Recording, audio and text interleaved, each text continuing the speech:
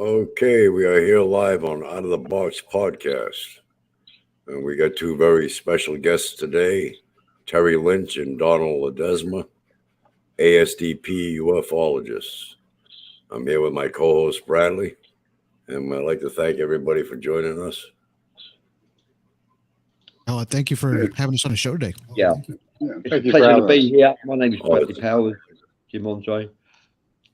And we'd like to introduce our guests, Donald Ledesma and Terry Lynch. Thank you for joining us, guys. Thank you. Thank you Thank for you having us. Yeah. It's a pleasure to have you on. Yep. So, you were talking about that. What do you call that? Cascada.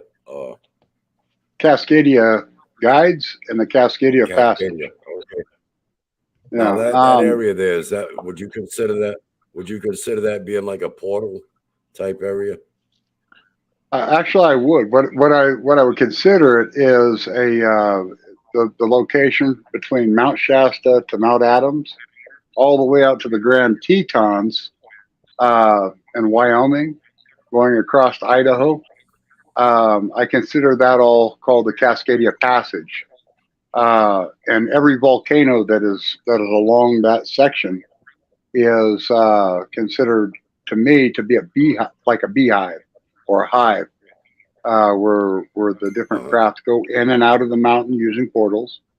I was fortunate enough to run across a gentleman from Alien Strand podcast, and we had turned something together called we called it Alien Strand Disclosure Project, where we can have people from all over the world putting in to this from different locations like Australia, Africa, Iran, Iraq. I've got people all over the world that report this stuff to me. They're all pretty good at what they're doing, and we're all learning from one another. Nobody's got a right way or wrong way. We just learn how to do what we're doing. Now, when I ended up running across this gentleman, Donald Ledesma, over here, we ended up. Well, first off, he took a moment to listen to what I had to say, and then once he did, well, the rest is kind of history. I'm going to let him go ahead and take it from here. Donald. So Terry got a hold of me a few years ago because I'd started Alien Strand podcast in 2019, right? Late in July. So later that, close to November, December, Terry sent me a message, with the Cascadia, the passage, and something that he had found, something that nobody's ever seen before. He hadn't even seen pretty much this before. So he found this this geoglyph, this formation on the side of a mountain. And when he showed it to me, I was totally blown away when I first saw it, because I was like, whoa, I've never seen anything like that before. And the first thing I told him, I said, dude, what am I looking at here? And what it looks to be is it's a formation, a rock formation. It looks like two aliens that are back to back with each other on the side of a dormant volcano, which is called Paulina Peak. So when he sent me that information, I said, you know what, we have to get this out to the world, and let's make a documentary about it, because nobody's ever been up there. Terry found this through Google Maps. So that's how because he was looking at places up there to scout around and stuff after his encounter. He just wanted to get closer to see what was happening to him, but he ended up stumbling across this rock formation up there. So once he sent it to me, I said, you know what, let's get this on film. So that's pretty much how we got together, Terry and I, and we planned it for about almost a year and a half for me to get up there because of funding and everything we had to do. But it was it's tough. You gotta back up the expenses. Yeah, correct. We got a question here, guys. How many portals do you feel around the world and to the inner Earth? I think that this is a good one for me. I believe that what they're doing is they're going at a 45-degree angle, and they're doing it at the speed of about 22 miles per second, and that's how they're doing the entry. I'd have to, like I said, I'd have to be with them on the craft to be 100% sure on this. But I think that's what they're doing, is they found a way to get themselves inside by going in at a 45 degree. I've seen a lot of footage from a friend of mine. He's also in our documentary, The Middle. His name is Tino Gallegos. He has footage of craft actually entering the Earth at the speeds I'm talking about. And the video footage that he's showing you, it happens so fast, and he has it slowed down. And you can see this thing dive bombing straight into the Earth. And moments later, you see one come up out of the side of a mountain, boom, right out the side of another mountain, directly in front of them. And they're there instantly. And you only get to catch these things in a partial frame. The ones that are moving at full speed. There's other people out there that will find them, and you can catch them moving at lower rates of speed. I've seen them here like that. Up in our skyline, I've actually had them going over me at a really low speed. I've had five of them go over me in one evening, going at a low speed in the exact same trajectory, going right over the top of Polina Peak. In the documentary, you'll see where a craft turns up on end. There's two of them dropping out of the skyline, and a craft turns up on end. And when it turns up on end, it's directly at the point of Polina Peak, at the Cascadia Guides. They're directly over the top of the Cascadia Guides, and right when they get to that point, it lights up. And that right there, that's what told me that this belonged to nobody but them. Okay, I have it. I have the video footage. I have it in the documentary. I actually sent you guys the same footage earlier today, so you'd have it if you wanted to show it. Anyway, what it was is I showed. I've got that quick trailer. If you want me to show that, you want to? Oh, that would be wonderful. Yeah, that'd be wonderful. Yeah. All right. All right. This is Cascadia Guides. This is it. Thank you. Hold on.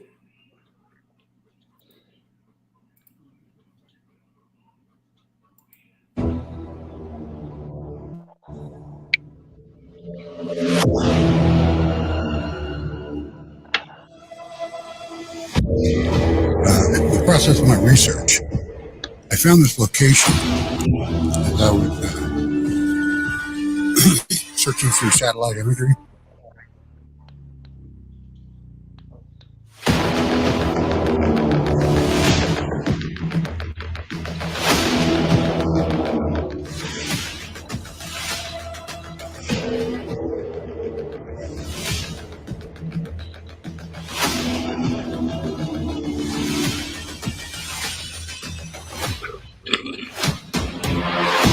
It looks to me like it resembles a sphere. When I first seen my first sighting, I actually seen a whole fleet of them. So You know. I saw it and I stood right here and I thought, do I want to walk into the light?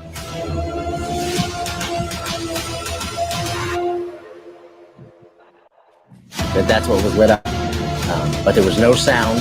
Come on, guys, follow me to the Cascadia Guides. We're here. Yes, I do feel like I'm connected with them. I am what they call a CE freak. Why not believe it?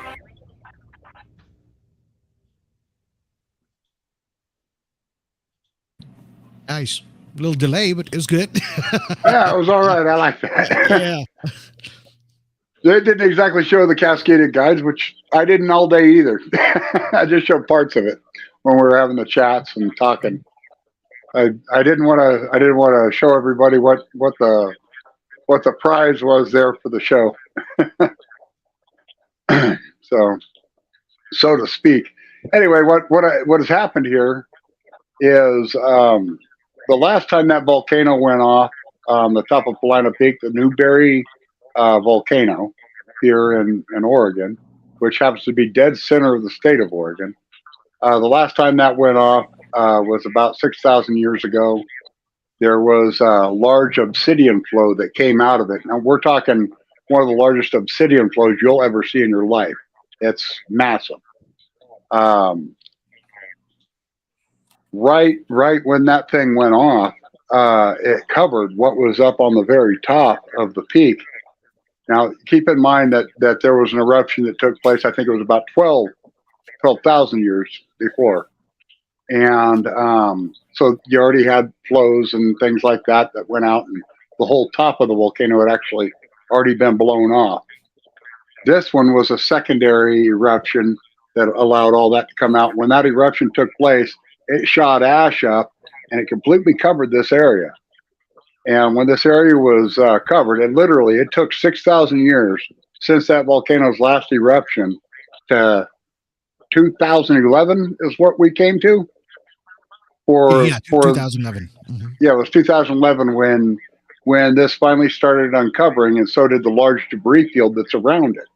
Okay, so you have this large debris field that wasn't there in any kind of satellite imagery, and you had this image that wasn't there, and all of a sudden it starts to uncover, because if it's called mass wasting.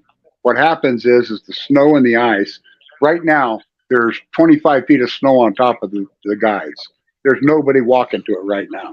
They ain't even digging to it. Okay? So what happens is right there on the bottom, the ice grabs onto sand particles and ash particles and things like that. And as it starts to warm up, this stuff starts to move. Okay? So what happens is it removed all the lighter debris from around it. And now you have this geoglyph that's being uncovered. And if you start looking on top of these different volcanoes around the world, you'll probably find the same thing. This is, you'll not only will you find this, but you'll start finding structures like old cities. If you look at how things work here, we end up covering up, and then it takes time for things to uncover. The pyramids themselves in Giza, they have to, they had to be excavated. You had to take all the stuff away and all the debris away because of the sand that blew in. Well, that's what's happened up here. A volcano eruption, as well as possibly maybe even, where Crater Lake is, Mount Mazama. When it went off, it threw ash everywhere all around here as well. So we have all these different volcanoes around us throwing ash up in the sky, landing on top of each other. And then you end up with an area that once was populated by, I'm going to say pre-Columbian. It almost looks Incan to me, what's up there. But I'm gonna have to say that I've seen lots of evidence that this looks very African. You got to remember, at one point everything was put together. Okay, we had a one continent, Pangea, and then we had this thing come in and hit, and it busts everything apart, kills dinosaurs, and freezes the ends, and so we end up with tectonics happening and volcanism, and volcanism was there the whole time, but we got tectonic plates that are moving now because of that big breakup. So do you think it's possible that through these dormant volcanoes that they have somehow used, the ETs may have used some kind of technology to have some bases within the earth, like inner earth? I 100% believe that they have bases. I wouldn't call it bases. I'm not going to call it bases. You call your neighborhood a base? Do you call your neighborhood a base? Right. Well, I wouldn't call my street a base either. I got a bunch of buddies I'll drink with, and we'll shoot at shit, but we won't call it a base. No, I think what they've got, if you look up in the sky, you're going to see every different type of craft in the world that you could possibly think of. Just like you see me run past you on a Harley and another guy run past you on a Triumph, or another guy decides he wants a BMW, or this guy wants a Corvette. It's everybody's got their different models of car, and you can look up and say, "Oh, it's not the classic saucer." I don't give a shit who you are, and if you think you know more than they do, I mean, come on, man, think about it. We got a new car every year. If they're smarter than us, they got a new car every year. Okay, you think our microwaves are cool? if you think our microwaves are cool, they're think really- about it. They just think about it and their food's ready, probably. If These guys are. if they're really smarter than us, they won't need a new one. Yeah, Well, see, that's true. That's That's true. yeah. You got kids? You got kids? Yeah. You know what I'm Yeah. saying? If you got kids, I know. I remember when I was 16, I asked my dad for a new Harley. He got me a letter that said Harley on it. But we eventually, I ended up getting the Harley I wanted. You know, this turns into they drive whatever they're wanting. You know, the same as we do. Their house probably is nicer, just as nice, or they're crawling on a fucking wall. You know what I'm saying? They're crawling on a damn wall and they're licking bugs. I don't know because I don't live with them, but I do know that I see them going into the earth, and I know what I had seen eye to eye. What I had seen eye to eye, I'm not exactly sure if it was friendly or not. It did smile at me. When it did smile at me, we weren't feeling any kind of fear. I had my stepson was sitting beside me in the car when we pulled up on the craft. As we were pulling up onto this craft, we felt like a calming. Both of us felt a calming come over us. We discussed this. Believe it or not, it wasn't until lunchtime. We saw this at 5:45 in the morning, and we didn't discuss this till lunchtime. Okay. Huh. So we were kind of stunned with what we had seen. So we just looked at each other, went inside the building, and went to work. And then we kept looking at each other all day. Huh? What's that? Did you think that maybe you have lost some time too during that time? Did you lose any time at all? No, we were on time. We were on time to work. We're actually a little early to work. What we did was we pulled up on something that was happening. The craft was 5 spheres. It was a total of 5 spheres. The center one was really large. Okay. The other ones were smaller. These 4 were smaller. The center one was large. When we pulled up on this thing, I was coming down Wilson Street in Bend, Oregon, and I was heading towards 9th Street. Actually, I was heading for Business Way is where I had worked at the time. And 9th Street was the next street down with the train tracks where this incident took place. Anyway, as I pulled up to Wilson and Business Way, there was a little turn. As we pulled up to this spot, right up over the top of this big billboard was this craft that was 5 spheres in a V formation. They were all separate, but they were all one. They moved as one. Okay. And they were in a V, and the large one was in the center. And what I saw was like this right here, I guess, there was an apartment complex off to the side. And from over by that apartment complex and down the train tracks, the 5th one attached, and you could see the craft do a koosh like that. And then you could see it kind of lift like this, and it started to turn directly towards me. And when it started to turn towards me, I saw that center one right there. And inside that center one, I had eye-to-eye contact with the pilot, which is a large gray. I would have to say it was a large gray. Well, anyway, when this thing looked at me, it smiled. The second it smiled, it was over. I dumped the clutch on the car. I got the hell out of there. I moved. I got to work as fast as I could. Then I realized, what did I just do? After I had done that, I jumped out of my car and I started running down the street. Little bit hard for me to do that kind of stuff right now. I'm on the injured list. But at the time, I ran down the street and I tried to see if it was gone. It was completely gone. Anyway, this thing was sitting over the top of a billboard, right over the top of the train tracks in the middle of Bend, Oregon. This was in 2019. January 28th at 5:45 in the morning. Me and my stepson both seen this at the same time. We seen this. Really strange occurrence happened the next day. A goose My car was parked on the other side of the fence that was way above it. A goose clotheslined itself on a power line just above my car.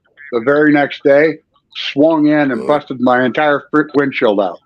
Completely took my windshield out the very next day. And yeah, it was right after we did lunch too. I had to drive home with no windshield in my car, and I live like 40 miles from Bend. Yeah. So that took a while. Anyway, that was the next day. Anyway, I sent this whole story to Mr. Ledesma here, and Mr. Ledesma listened to what I had to say. Not only did I send him that story, but I also let him know that because of this eye-to-eye thing, it feels like there was some type of transfer with me. And I've been able to see certain things, like the Cascadia guides. I found those. I found something on Grand Staircase in Utah that shows that the Anunnaki were part of this location. I found it's the two gods face-to-face fighting. I'll share that. Well, I've been sharing that through a bunch of different stuff, but I keep finding landmark things that you can find with satellite imagery. It seems to be that I'm finding things. I'm probably a nightmare to the government if they were to give me the yoki dokie and clear to look at good satellite imagery. So mind you, Go ahead, Donald. can I say something? So before Terry had this encounter with this UFO or this craft, he didn't know any of this stuff. He didn't know anything about science. He didn't know anything about nothing about any of this stuff. Ufology. He didn't know anything. Nothing about about getting into like the pyramids or anything like that. And that was not in his thought process. It was just, going to work, coming home, drinking beer, shooting guns. That's basically what his life was until he had eye-to-eye contact with this thing. So since that day forward, he's actually taking classes online, the free classes, on the physics and everything like that to try to learn how these crafts flew. And we tell that in the documentary, the middle. So the documentary, Sustein, right? Dr. Sustein. In the documentary, all we try to do is we try to explain to everybody what happened to Terry. In a sense, we show the geoglyphs, what he found on top of Paulina Peak, mind you, which is 8,000 feet above sea level, and then we show the craft that are coming in and out of that area, which is it's a major hotspot, right? All the west side of the United States is just a major hotspot. Yeah, entire West Coast.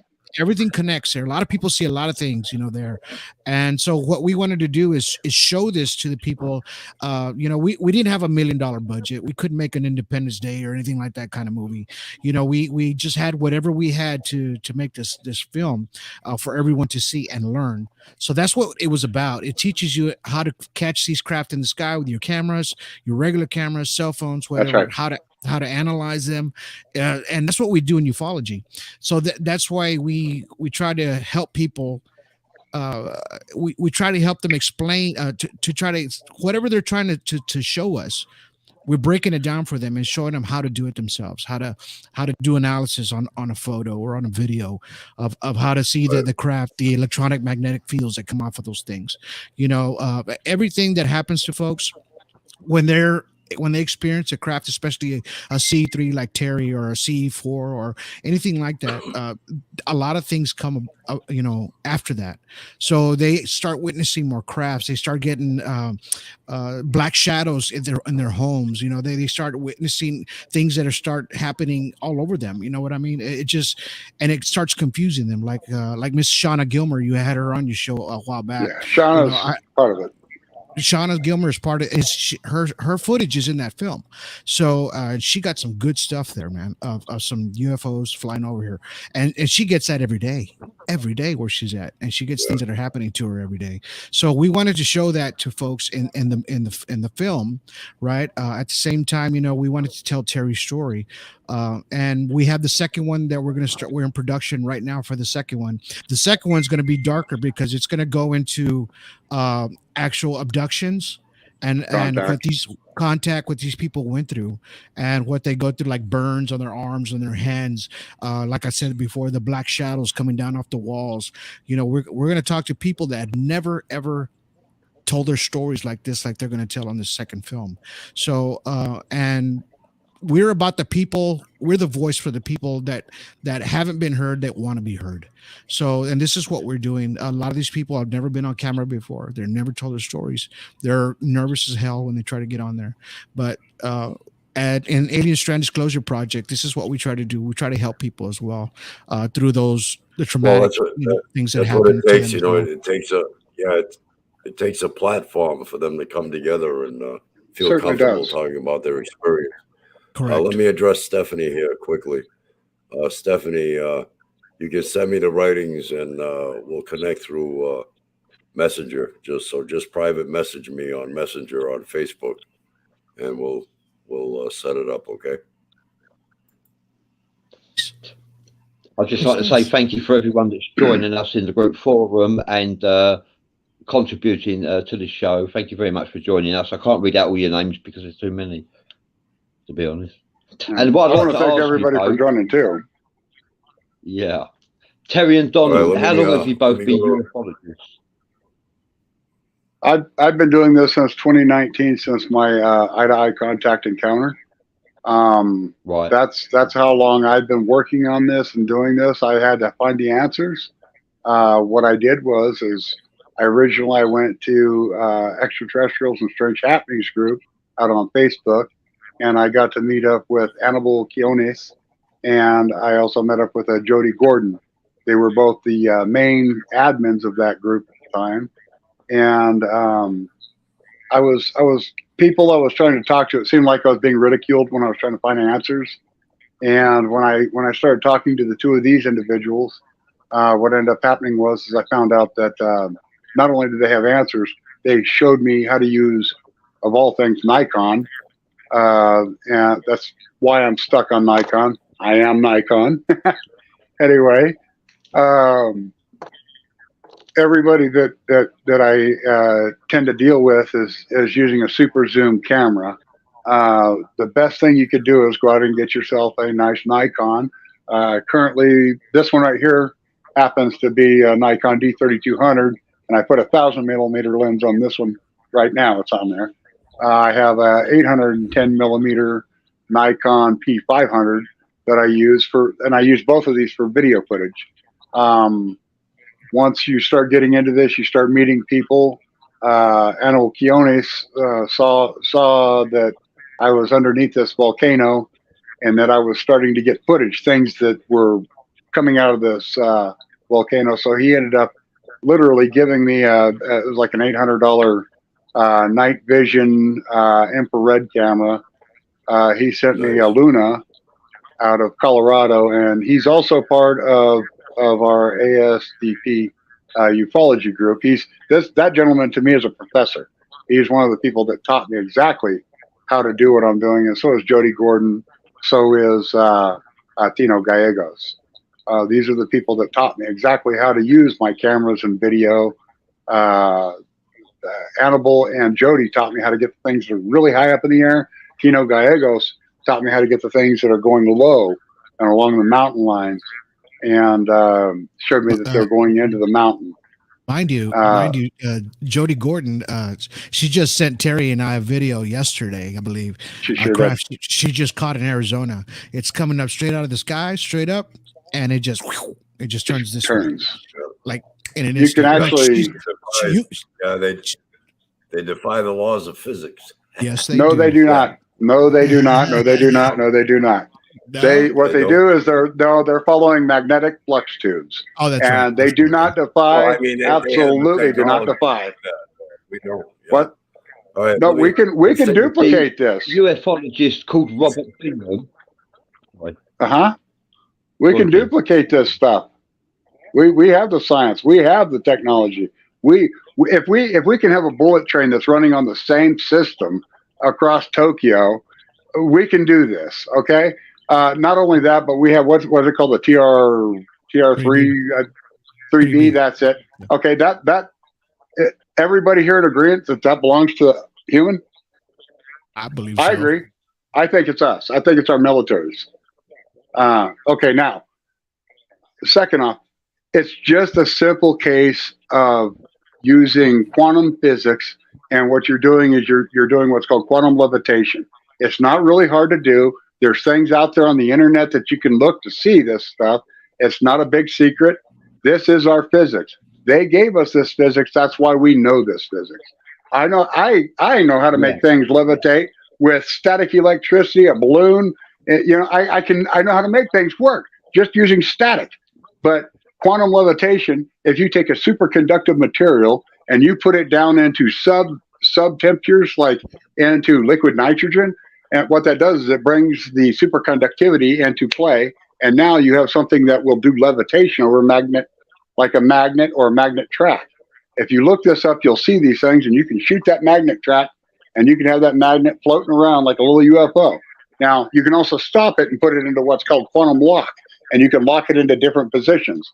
When you lock something into the quantum lock into different positions, what you're doing is you're looking at, like our moon is in quantum lock with the Earth. What's going on here is we're part of a giant particle. The center of this giant particle or molecule is called Sol, our sun. We're Terra. We're part of this. And you've got these things in quantum lock. It's just like any molecule, okay? What's going on here is we're part of a giant molecular thing. And you go down from atomic all the way to astro. And it just keeps going. You go smaller than us, you get to us, you keep going. And we're just this little bitty dot on this. Who knows what it is? We could be some dirt underneath a fingernail or something. It'd be ridiculous to think that we're alone. That's for sure. Sherry Brett from PWI Spiritual Investigators says that these guys are cool. They're actually impressed with you both. You're full of information. Thank and you. I agree with Thank a lot you. of what you're saying. I believe, like even what we're using now, the androids, the phones, Thank you. it's Yes. all alien technology. This wasn't us. This is them. They gave it to us. Yeah, they gave it This to is us. the stuff being leaked out. Think about the last 100 years. Think about the last 100 years that we've had. Yeah. How is it possible that we've learned all of that in 100 years? And how many years happened before that? Okay, how many times do you think we've been wiped out? These ancient technologies, first off, I think that we all, at some point, came from Mars. And I believe myself, this is myself, I'm not going to say it, Ledesma, either you guys, but I believe that we came from Mars. I think Mr. Noah loaded up all the stuff that was on Mars as the atmosphere was leaving, and it was pulling further away as Mr. Mercury was being born, and everything was changing location in space. And what happened is the atmosphere is leaving. They come in on what they call the arc. And if you want to look, by the way, if you want to look onto Antarctica, they're on the, I keep putting it out. There's a craft that's on the surface of Antarctica that's 4.5 miles wide and 14.5 miles long with a 700-mile slide mark behind it. So anyway, what you got to do is you got to go and you got to investigate some of these things. We got stuff all over the planet that are marks. And by the way, I didn't look at that until I seen this thing eye to eye. So this is why I'm saying it. It's the only reason I'm saying it. I found things in the ocean up by Alaska, up on the shelf that look just like the writings inside of the Vonage manuscript. There's all kinds of things. And Vonage manuscript, nobody knows where this came from. I bet you if we end up meeting a race that's inside of this planet, that's their language. That's their book. We've only got one of them on the whole planet. I agree with you regarding Mars. Right. Adam means atom. Go on, Jim. All right, can I get a word in? Let me get a word in. Let's go to a quick commercial. Let's go to a quick commercial, okay?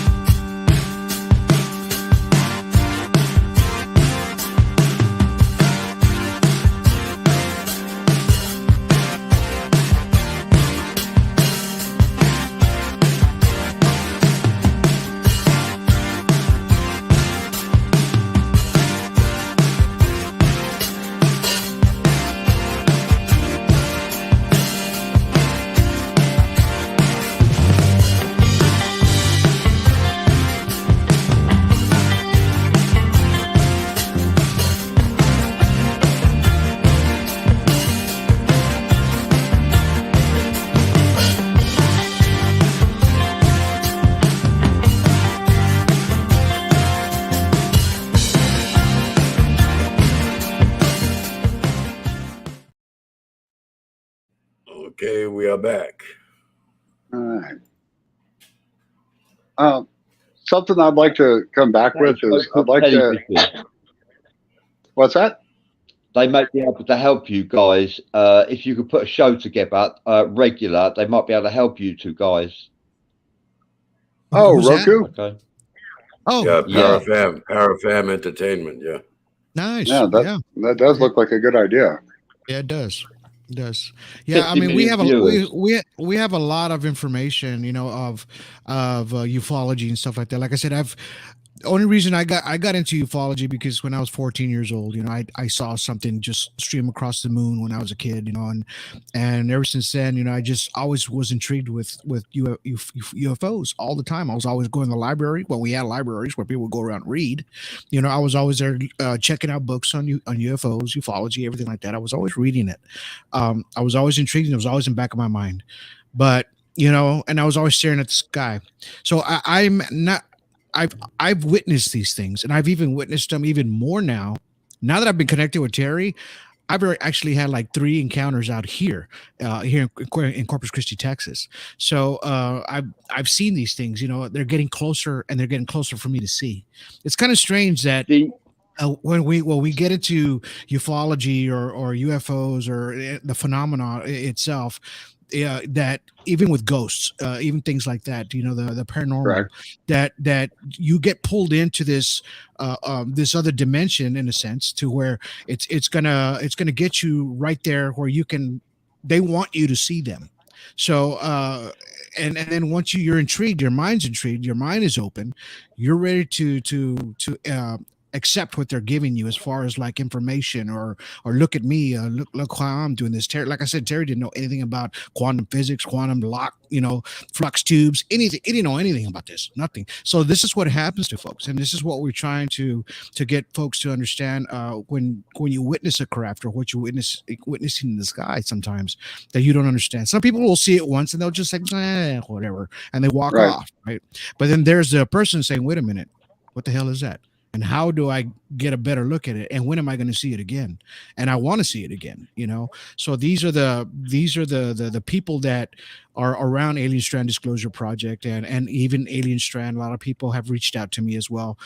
That's how I found Shauna. She reached me out through there, and there's people that are going through a lot of things right now. And with this platform, even what we're doing here today is with you gentlemen, it can help folks as well. We're out here to give disclosure at the same time, but to help folks at the same time, to make sure that everybody can understand what they're seeing and comprehend it. You know what I mean? I'd like to make a little thing. Shauna, she's very misunderstood, and it kind of takes people like us to understand her. Pretty much, if you don't know what she's meaning, she's one of those people. She gets a little ambitious about what she's trying to say about it. I do that myself, but I know she does it. It tends to make you think that she might have lost it. She hasn't. What she's done is she's trying to calculate what's coming next, because she knows that tonight's another night, and this is going to happen again tonight, and this is every night. I've seen that with her. I've talked her down in the middle of a week because she was having a hard time with what was happening, and she was feeling the things. A lot of this stuff is like the flux tubes, the magnetic flux tubes that are passing through you. It's like a microwave turning on. Some people feel it and it burns inside their skin. Hasn't really happened to me, but it has fried a few of our vehicles, like a side-by-side and a quad, because they passed right over the top of the damn thing. They still don't run, damn it. Anyway, when we go out, these things get close to you, and if a person has a connection with these things, they tend to come back to that individual. We put together a network of the ASDP so we could get people together that are actually, working on it. I go out into the field. I'm a ufologist out in the field. Jonathan Mitchell, he's a ufologist. He goes out in the field. It actually requires him for me to go out in the field. You end up with other people. You got Chris Hamill out in Australia.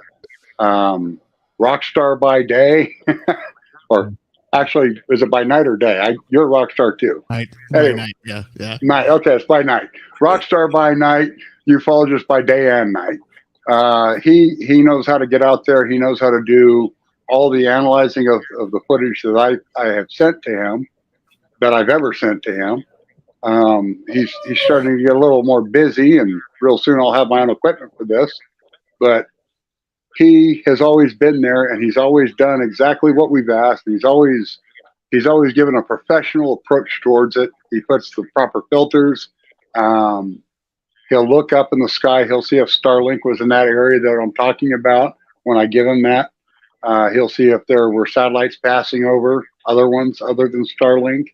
If they weren't there, he'll look at the radar footage at the time that was going past, because they have all this information.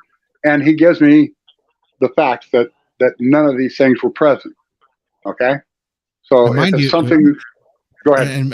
And mind you, after he did the film with us, because he's inside the documentary as well, Chris Hamill out of Australia. Yeah. So after he did that, several months later, the Canadian space program contacted him.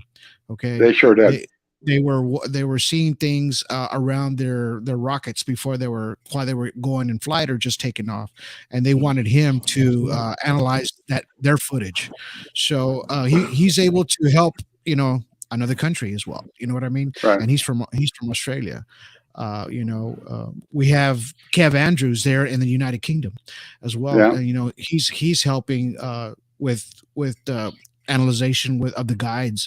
He actually saw things under the ground that we couldn't see, and he showed those to us. So there's a lot more to this documentary and the guides and ufology and everything that we have going on, and we're just trying to get it out to the world to just to show people that there's other things out there besides us, just like Terry said earlier.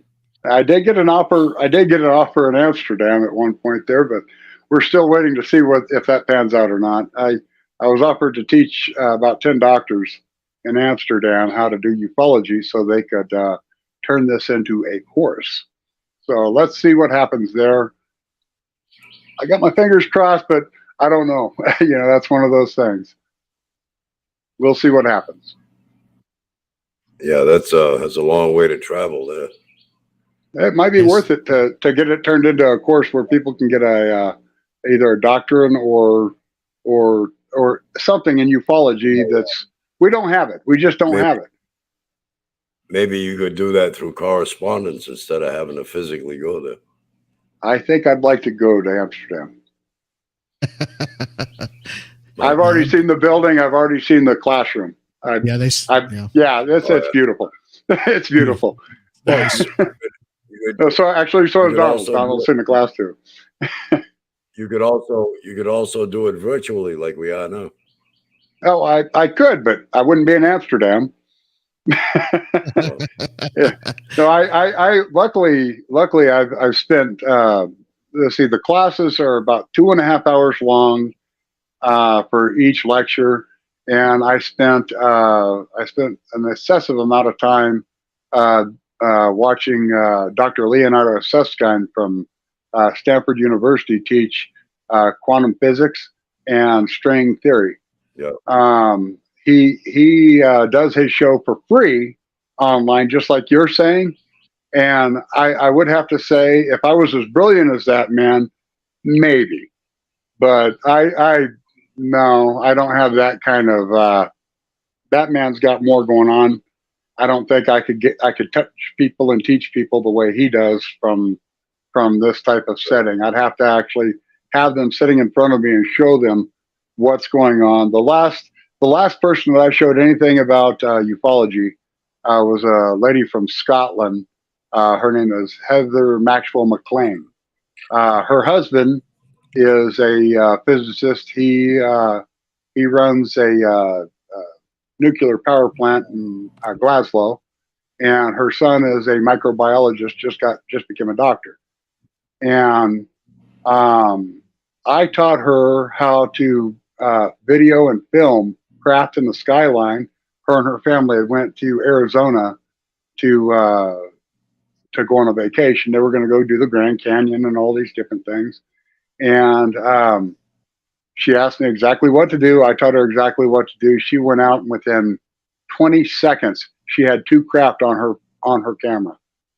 And I still have pictures of those craft. I still have pictures of those craft. Go ahead. Jonathan Kipp has a question Certainly. regarding Mars and the Ark. Could that have been a Stargate that they used to get here to Earth? Oh, one more time, what was that? Noah's Ark? He's got a question regarding Mars and the Ark. Yes, correct. Could that have been a Stargate? Could that have been a Stargate that they used to get here to Earth? I believe Mars had a name called Nibiru. I believe they simply moved from Mars to here, and Mars was Nibiru, and it probably took them quite a long time. See, how many days did they say in the Bible it took for the ark? That's probably how long it took for them to get here. You need to take all these stories and put them together, and then add that to the Mars thought that planet was dying, that they had to come someplace, that there were really big dudes sitting here that were really big giant type people, and that there were also dinosaurs and there were all kinds of other stuff, and they figured out how to grab something from the edge of our solar system, a comet. All it takes for a comet to form, this is so you know, all it takes for a comet to form is for another star to come close to our solar system, and then it pushes it. Poof. So what I'm going to say is that they were advanced enough to figure out how to make that happen, to where a comet pushes off from here and come down and direct it down to this location to get rid of the big things that are going to eat everybody if they come here. So what they do is they do that. It hits this in particular thing decides to hit right around the Yucatan, and it boom. Now you have tectonics. You have something that's killed everything that's too big to deal with, and now you got something coming in from Mars that's going to land in, and they land down at the South Pole because that's where we have the most magnetic pull. That's where satellites and everything seem to want to dump, is right into the South Pole. Okay, and yet we have a place called Point Nemo where we send everything to. There's not a drop of land anywhere, and that's down by the South Pole. It's called Point Nemo. If you look at it on Google Maps or Earth, you'll see that you can't even see land in any direction from Point Nemo. Okay, so basically what's happening is this is being sucked in to the southern pole because that's where our magnetic pull is, and it sucks in this craft right down into the bottom of the South Pole. It slides for about 700 miles. Mr. Noah and all of his family get off with all the animals. They spread out because things aren't still moving. Everything's still pretty tied together. All these pyramids, all that stuff was here before his butt got here. That was the Anunnaki. That was all those folks, which Noah also would be. I mean, you got to think about this for a second. If you look back, David and Goliath. Goliath was the last of Noah's bloodline. Okay? David killed off Goliath. That was the end of the giants. Sort of. We have things that like Easter Island. We have the things up in Peru. We have all the ones that are up through Idaho and the mound builders. Okay? These were all tall white redheads. They're all giant white redheads. Rosa D, the extra fingers. If you look all through, what is that, Dinosaur National Monument, you see all the paintings through Utah, and what you see, and there's you see giants with smaller people and what they call the ant people. So you got big people, small people, and ant people. That would be the Anunnaki. That was the same people that you see down in Peru, the same people you see in Mexico. You see these different giant deities that would be considered gods. This is what's all over all that stuff. That was the last big population, and the whole world. They had the whole world. You can see from one end of the world to the other. that these people had touched this location, and they were giant people. Look at any of the ancient structures. It requires a giant to open that door, or several men. You see? So you have all these different things in the world that point to, you've got these things that are called Anunnaki. You've got all these things that we'd ever called mythological, all that shit. It's inside the earth, man. You can't have all this stuff without it being true somewhere along the line. And, and they just end at one point. You mentioned ants, and they're smarter than man is, with a brain 1/1,000,000th the size of man's. They can have a colony of 90 billion ants that get along perfectly well, like a fine-tuned machine without any friction, in perfect harmony within nature, right? What's a man's excuse? I don't know. They know how to work together. That's for sure. I actually have about a 6 foot tall ant pile in my backyard. But a lion won't kill another lion. You know what I mean? They'll subdue it, but they don't kill each other. Man is the only one that'll do something like that. And we're the ones that should know better, right? We should. We absolutely should. We think we're all that. We're king of the hill, top of the food chain, but we're detrimental to ourselves, not only to ourselves, but to all other species as well. That greed plays a big part. Well, we are the only thing that pays to live here. That's just the way it goes, man. Yeah, exactly. We've decided we're going to pay to live here, and everything else is free. Right, right. All the other species get along perfectly fine, survive just fine, without a such thing as currency. That's right. It's all about nature. I mean, I was sitting here talking about this, and the more people look towards the earth and natural, the more natural you are about the things. The Native Americans did it. The Druids did it. A lot of different people from oh my goodness, you go throughout South America and the whole place, they don't even have those. They don't even have these things. They're just village people, and they did it. Everybody had this thing where they focus more towards nature than they do towards self-greed and war and pity and they just problem. Yeah, man's problem is he's always trying to outdo nature, but nature will always rule over man. Right? Yeah, we got to conquer this stuff. That's right. Man has got the attitude that the earth belongs to him, when in reality, man belongs to the earth. Yeah. Once we all decide that natural nature is what the actual root of everything is, that's right. Then that's when we can start to think about involving ourselves with anything that might be out there other than us.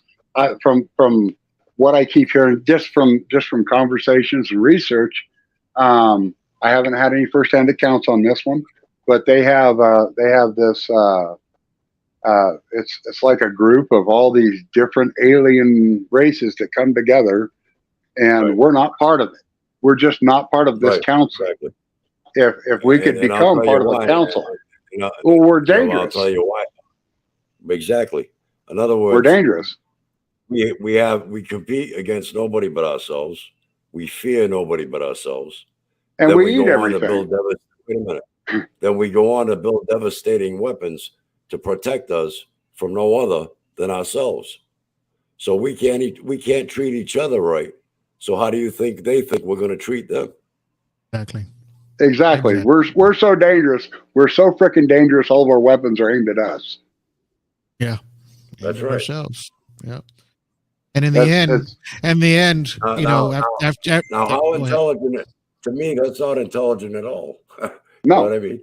We have an intelligence that's somewhat flawed. You know what I mean?